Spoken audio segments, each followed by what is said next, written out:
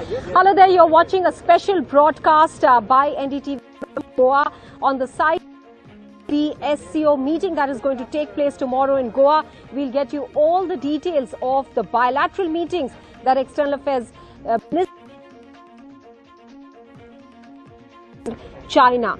I'm Maha Siddiqui. Let's first start with the bilateral meeting that External Affairs Minister S. Jaishankar had with his Russian counterpart Sergei Lavrov. That meeting went on for quite some time, over 1 hour. In fact, 1 hour 15 minutes to be precise is how long that meeting went on. After that meeting, Jaishankar in fact tweeted saying that they discussed various issues from global regional issues to bilateral issues to India's G20 presidency as well. Now that of course is very critical at the moment, considering that one hasn't really seen a consensus on the G20 platform at the finance minister and foreign ministers meeting, where Russia at least 2 paragraphs in the joint communique that could not be adopted, which resulted in a chair summary and outcome document. Now those 2 paragraphs pertained to the war in Ukraine. That issue continues to persist among the G20 countries. How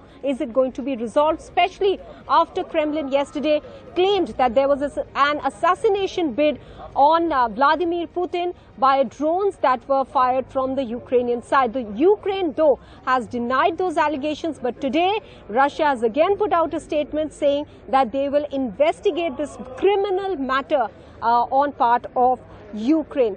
The other bilateral meeting was with the Chinese counterpart, Qing Gang. That meeting took place again for 1 hour 15 minutes.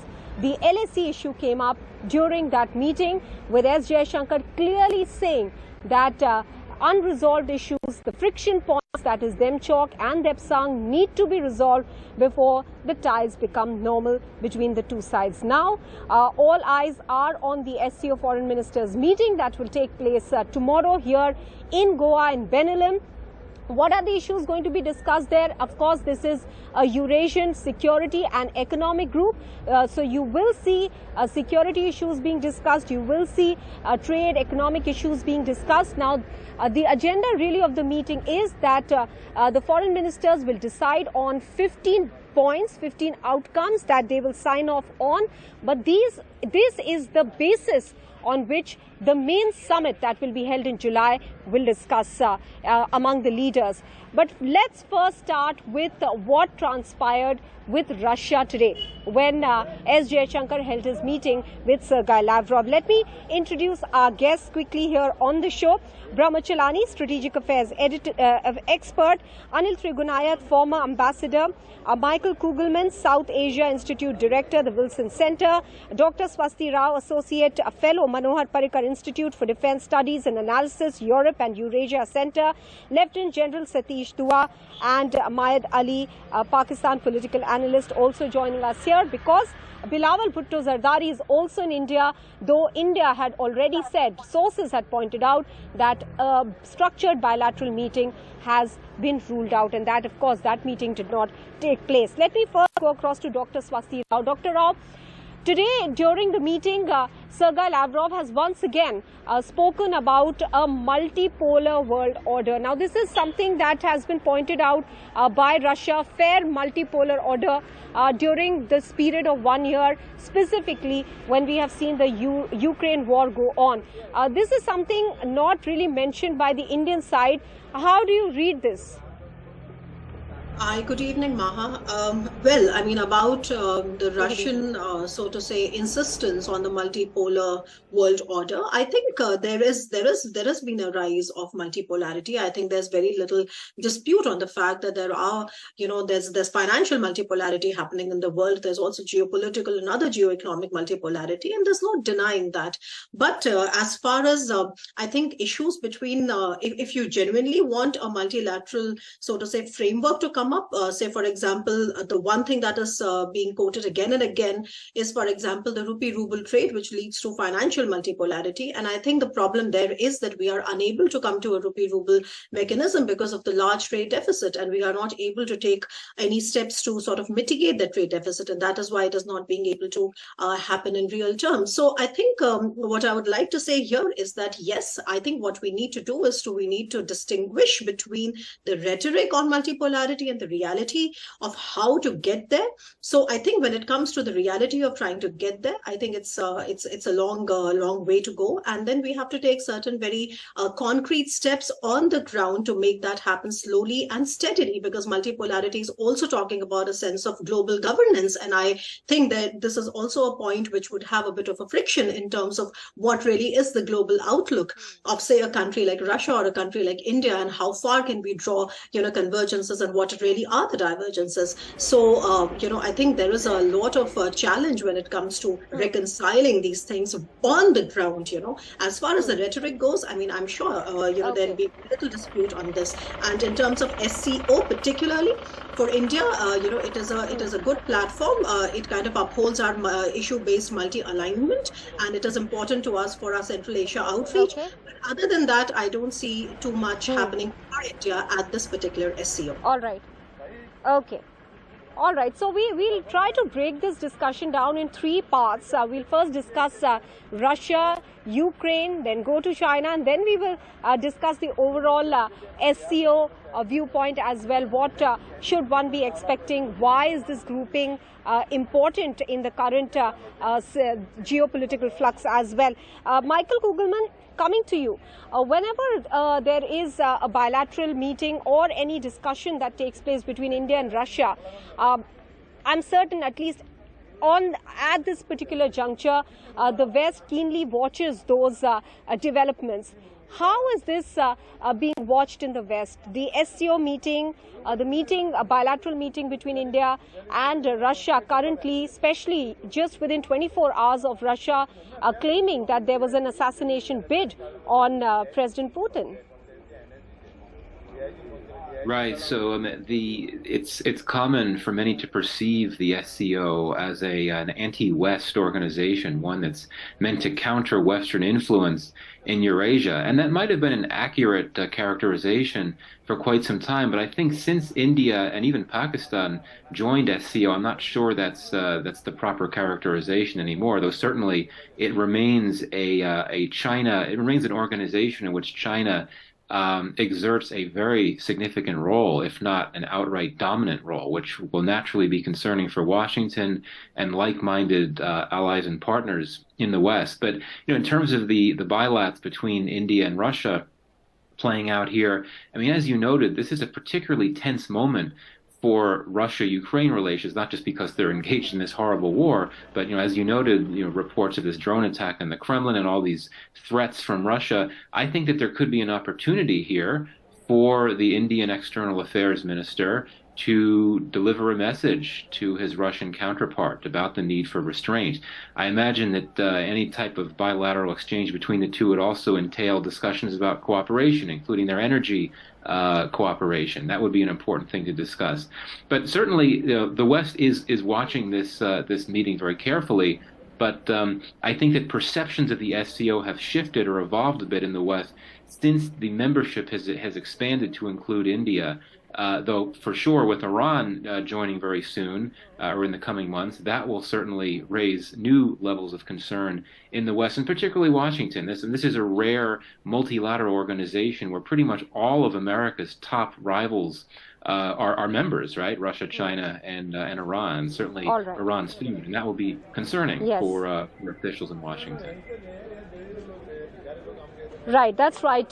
Iran's full membership is up for discussion this time around, and that announcement could be made during the summit in July. Remember, Belarus is also another country whose full membership is up for discussion and could get a go through signal from the current 8 countries which are part of the SCO. Anil Trigunath, I want to come across to you now, sir. As Michael Kugelman is mentioning, and this has been the expectation from India since the start of, or at least once the Ukraine war was midway, that India could use its influence over Russia to in fact send out a message that this war must stop. And we saw, interestingly, at the Samarkand summit that Prime Minister Modi sent out a message of this is not an era of war.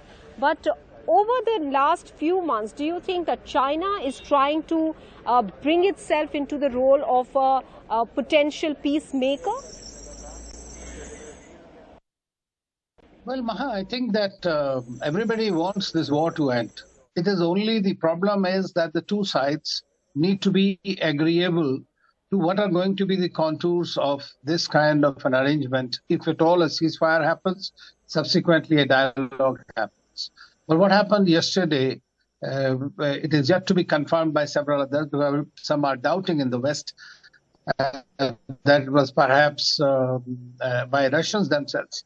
So if that is something that is going to provoke this war a little more, and we might see a further escalation in the war rather than the peace coming through. Now, India Prime Minister has obviously, from day one, not only in Samarkand, when he very clearly told President Putin that this is not an era of war, but from the day one, India has been saying that there should be a ceasefire, there should be dialogue, there should be peace, and there should be respect for the UN Charter, territorial integrity and sovereignty. All these key issues India has been saying. Prime Minister Modi has also said very clearly that in case both the sides want, India is ready to provide a platform or be a facilitator in creating a dialogue situation. We have had discussions with the Ukrainians. We have had discussions with the Russians. The fact remains is that they both have to be on the same plan. But this war is frankly has spanned out much more than only between Russia and Ukraine. This is spanned out into Russia and the West. That is the complication that arises now. Until and unless, in my view, the United States is agreeable to agree to this, that there should be a ceasefire, I doubt very much that irrespective of China's efforts, we might be seeing a ceasefire soon. And in some sense, with China backing Russia at the G20 platform, at the G20 forum, where we've seen even China disagree to the 2 paragraphs on Ukraine war, both in the finance minister and the foreign ministers meeting of the G20, certainly Russia has turned this into some sort of a Russia and China versus the West sort of a situation. Let me go across to Brahmachalani now, because I want to turn our attention now to the bilateral meeting between S. Jaishankar and Qin Gang that also happened here just some time back. That again was a 1-hour 15-minute meeting in which the LAC issue came up. Brahmachalani, ad nauseum for the last 3 years, we've been hearing India say that the border situation needs to improve for the ties to normalize between India and China. But China constantly seems to be trying to de-link the issue of the...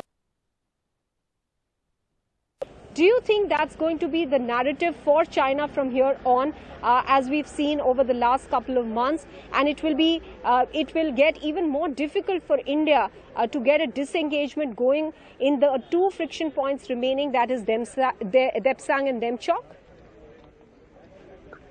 The fact is that it's not just Depsang and Demchok. The entire Himalayan frontier has become a hot border, because China has sought to open new fronts against India. And 3 years after China's stealth territorial encroachments caught India by surprise, the resulting military standoff between India and China shows no end in sight. The confrontation may have grabbed few international headlines, but it has fostered gravel military buildups and intermittent clashes. We saw clashes, for example, in December in the Tawang sector. But there's a larger issue here, which is that when Xi Jinping carried out his stealth aggression and made some land grabs in Ladakh, he thought that he could actually impose the new territorial status quo as a fait accompli on India. But to his surprise, India has stood up to China, the result being that the two countries are now locked in a tense military confrontation. So we have a situation where Xi Jinping finds himself in a catch-22 situation. The military standoff is a result of his territorial aggression, and yet he cannot end the standoff without losing face. After all, far from buckling, India has stood up to China in a way that no other country, not even the United States, has taken on China militarily in this century. So, given these realities, and given the fact that Xi Jinping finds himself in a very difficult situation, we have seen no progress whatsoever in the bilateral negotiations that have been ongoing for a long time. For example, when the Chinese defense minister came to New Delhi recently, that could have been an occasion for progress in the military talks. But the latest military talks between India and China made absolutely no progress, which indicates that even Xi Jinping's visit to India may not fully resolve the border confrontation. All right. I want to go across to Lieutenant General Satish Dua on that same point. Lieutenant General Dua, as Brahmachalani is pointing out, Xi Jinping will be expected to be in India for the SCO summit and then later on for the G20 summit.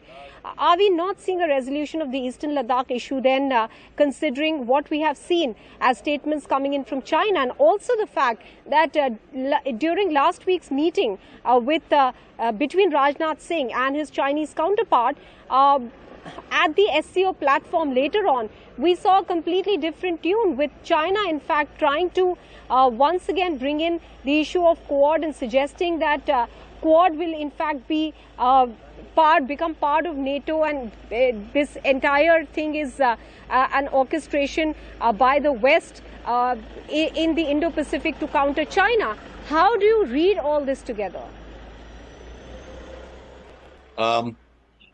Look, as Brahmachalani just said, what China tried to do 3 years ago, they were in for a surprise, and Indian Army stopped them. It is true that we haven't yet resolved all the issues, but we have resolved few of the flashpoints, and somewhere, I mean, apart from Galwan, it was the Pegongso Lake, the North and South Bank, and a couple of other points like Gogra and Petrol Point 15 and 16.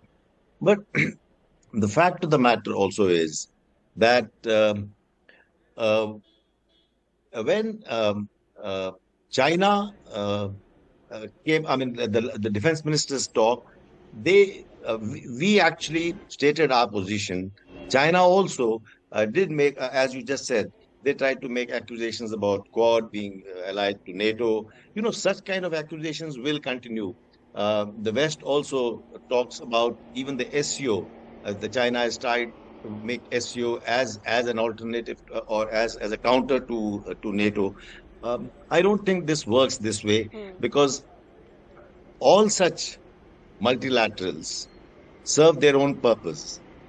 But it also happens that when we get together in such multilaterals, we have our bilaterals where we state our own positions. Take for instance, even the Pakistan foreign minister's visit. I mean, he is personally taking a visit here. I know you haven't asked me about that, but the fact I want to bring out is that while he is here, while our relations with Pakistan are at a very low point, yet he's chosen to make this visit personally and taking part in this multilateral. So the point I wish to make is, whether it is with China or with Pakistan, I think we will have to let this remain as a multilateral issue rather than only concentrate on bilaterals. Okay. But Michael Kugelman, is the visit by Bilawal Bhutto Zardari, though he may have perhaps wanted a bilateral meeting with S. Jaishankar, that option was closed by the Indian side, because India has since 2016 held that terror and talks will not go together, and we've just seen recently a Poonch terror attack. However, Bilawal Bhutto Zardari is here. Is it largely because the SCO is a platform started by Russia and China, and therefore, since Pakistan is best friends with China, attending this meeting and then later on the summit is important for Pakistan in that context, is it? Yeah, I think that's it. I mean, it's easy to forget given all the internal turmoil in Pakistan now, but it still continues to have foreign policy interests that it wants to pursue. And indeed, SCO is one of the rare multilateral organizations where Pakistan is very comfortable within it, because indeed it's dominated by Pakistan's close ally, China. And also, I'd argue that, the fact that half of the member countries of SCO now are Central Asian states, that's important for Pakistan too. It's trying to expand its engagement with the Central Asian states. It not too long ago signed an agreement with Afghanistan and also Uzbekistan to build a transnational railroad. India, of course, has been doing the same. It's set up mechanisms for these regular dialogues with Central Asian leaders. So Pakistan, I think, sees a lot of opportunities here to strengthen its engagement with, again, one of the few regional organizations or multilateral organizations where it can feel comfortable. And indeed, from Pakistan's perception, I think it would feel that India's own influence within this group may be mitigated or reduced by the fact that China plays such a dominant role. So I think indeed that, that Islamabad figured that this was a good opportunity for Pakistan to pursue some of its foreign policy interests, totally aside from any idea of trying to mend ties with India, which I really don't think is the desire or the motivation for the foreign minister to go to this summit. All right. Let me quickly go across to our guest, Mahed Ali. He's just joined us. Mahed Ali, very quickly from you, what were the expectations of Pakistan and Bilawal Bhutto Zardari before he traveled to India for this meeting? Well, in fact, I think not much expectation. It's just an event which he was supposed to attend, and he's attending it. The only difference this time is that the ice will or might be broken after over a decade now. The last time India and Pakistan met was 2014. So it's an opportunity, though we don't have any expectations in Pakistan. But there's one thing very important, and that is that Bilawal has taken into confidence a broad spectrum of political parties in Pakistan, which he's part of, and he also has the backing of the establishment, which is something that has happened for the first time since I've been sort of following Pakistan-India meetings or such moves or meetings on the sidelines. And he has, while he was flying, he said that he would be looking forward towards bilateral meetings. So he might have a chance to sort of go ahead and talk to the Indian counterpart, if that is if that largely depends on the Indian side. All right. I have the last 30 seconds left. Lieutenant General Dua, I quickly want to ask you, can the ice really be broken till, as S. Jaishankar says, that Pakistan exports terror? Well, by the Pakistan foreign minister visiting over here, I don't think ice can really be broken. I mean, some wind can flow. It's a bright spot because our relationship between the two, bilateral relations between the two countries are at its lowest ever. So this is a bright spot. It can be capitalized on, but I don't think we are going to make much headway right here, even if we had a bilateral. All right. Right, that's all that we have time for. Of course, now all eyes are on the SCO Ministers meeting tomorrow. 15 decisions that will be signed off on by the foreign ministers, and that agenda will be carried forward for the July summit, which in itself will be interesting if we see Chinese President Xi Jinping, Vladimir Putin and the Pakistani Prime Minister travel to India for that summit. Many thanks to all our guests for joining us here on this discussion tonight. With that, we're taking a very quick break.